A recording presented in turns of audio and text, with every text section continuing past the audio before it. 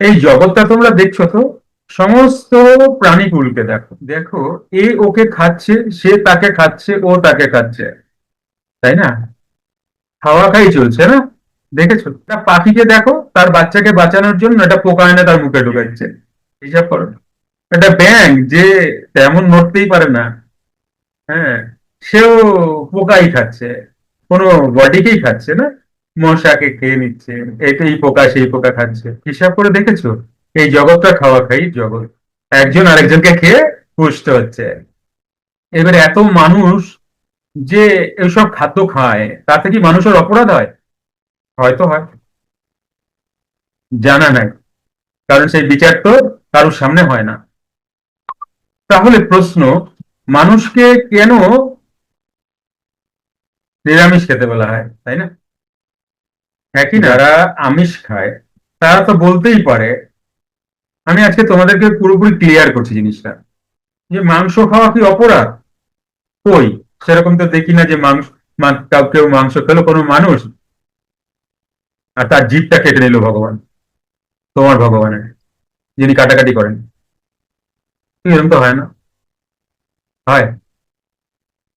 ঘুরে ঘুরে খাইতেছি রোজই মোটামুটি, না হলে একটুখানি ঝোল আলু তো একজন বলছে, আমি একজনকে বলছি এক্ষুনি, তার জন্য শাস্তি কই হয়? আমাকে দেখাও। তুমি সমস্ত জায়গায়, সমস্ত দেশ ঘুরে দেখো, এটাই তাদের একটা প্রিয় খাদ্য। এবং আমাদের দেশের কথা বলি, যদি কোনো জন্মদিন হয়, যদি কোনো বিয়ে হয়, যে কোনো অনুষ্ঠান, তুমি দেখো কত প্রাণকে কাটে মানুষ, তাই না? তাহলে হয়তো না, কোনো অপরাধ তো নাই। তাহলে কেন নিরামিষ খাওয়া ভালো? দেখো একটা কথা বলি, তুমি যখন জন্মায় পড়ছো, সত্যি কথা বলি, তুমি যা খুশি করতে পারো। যা খুশি বলতে প্রাইম মিনিস্টার হইতে পারো না, এইটা না, এটা অকাতের ব্যাপার থাকে। যা খুশি করতে পারো, হ্যাঁ কি না? কেউ কেউ কিছুতে বাধা দেয়? কোনো ভগবান এসে বাধা দেয় তুমি তুমি এটা করো না? মেলাও কিন্তু জিনিসগুলোকে বুঝে নাও। এই যে পিঙ্কি বললো না, ওই সাবজেক্ট নিয়ে কথা বলুন, ওই সাবজেক্টই এগুলো। তাহলে কেন বলা হয় যে নিরামিষ খান? ব্যাপার হচ্ছে, দেখো তুমি না, জীবনটা তো পেয়েছো, নেচে বেড়াও, কোনো অসুবিধা নাই, যা খুশি করো, কোনো অসুবিধা নাই, তাতই তাতই করে নাচো, কোনো অসুবিধা নাই। কিন্তু তুমি তুমি যদি তোমার জীবনকে চুজ করো যে আধ্যাত্মিক পথে যাবো, তাহলে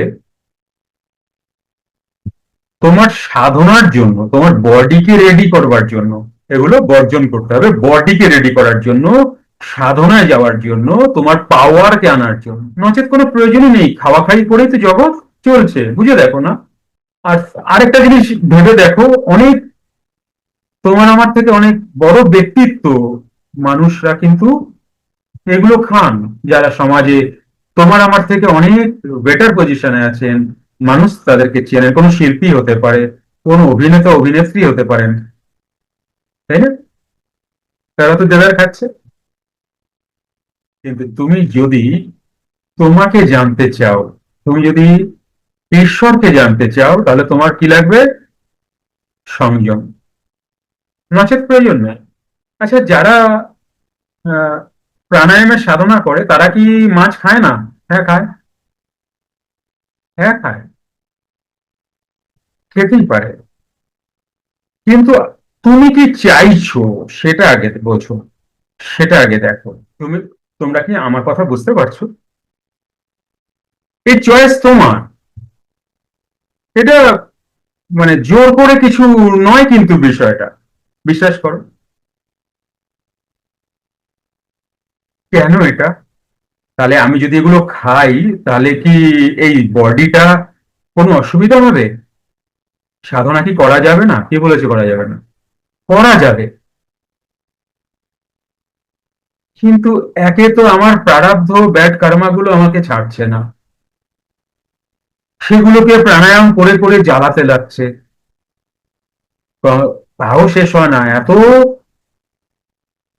84 লাখ জনি বলা হয়, 84 লাখ ছাড়ো, 4 লাখ মানব জনিতেই যা করে ফেলেছি। দেখো, আগে সিংহ হয়েছি, হরিণ খেয়েছি, এটা কিছু করার নেই, আমি তো ঘাস খেতে পারবো না। একদম মানে কি বলতো ওই বেফালতু ওই আধ্যাত্মিক কোনো কিছু পড়ে না ভুলভাল পথে যাবা না। প্র্যাকটিক্যাল দেখ, ও অনেক অনেক কিছু লিখেছেন, ওগুলো ওগুলো পড়ে তুমি কতদূর আগে আমি জানি না, কিন্তু প্র্যাকটিক্যাল ব্যাপারটা বোঝো। একটা সিংহ যে হরিণ খাচ্ছে, একটা বাঘ যে হরিণ খাচ্ছে, ওর পাপ হচ্ছে না তো? ও কি খাবে, ঘাস? বলো না।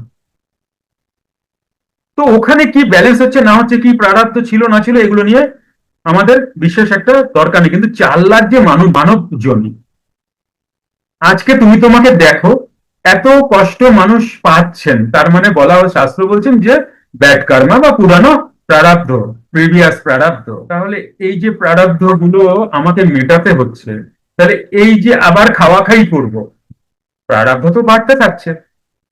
তাহলে আমি প্রারব্ধকে স্টপ কোথায় করলাম? তাও তো স্টপ প্রারব্ধ হবে না, হয় না, কিন্তু যতটা কনসাসলি করা যায়, যতটা অ্যাওয়ার্ড হওয়া যায়, এখানে এখানে কেউ কাউকে জোর করার নেই গো, যে তুমি এটা খেয়েও না। কথাটা কি বুঝতে পারছো? তোমার ভালো যদি তুমি চাও, তাহলে এটা মানতে পারো তুমি।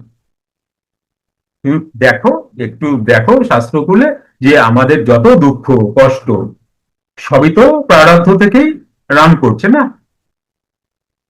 তাহলে আবার আমি এদিকে কাটছি, আবার বাড়ছে, যতটা কমাতে পারি, এটাই কিন্তু ঠিক কথা, জানো।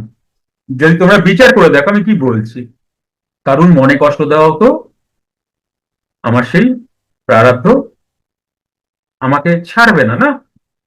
তো সুতরাং সাধক কি চাইবে?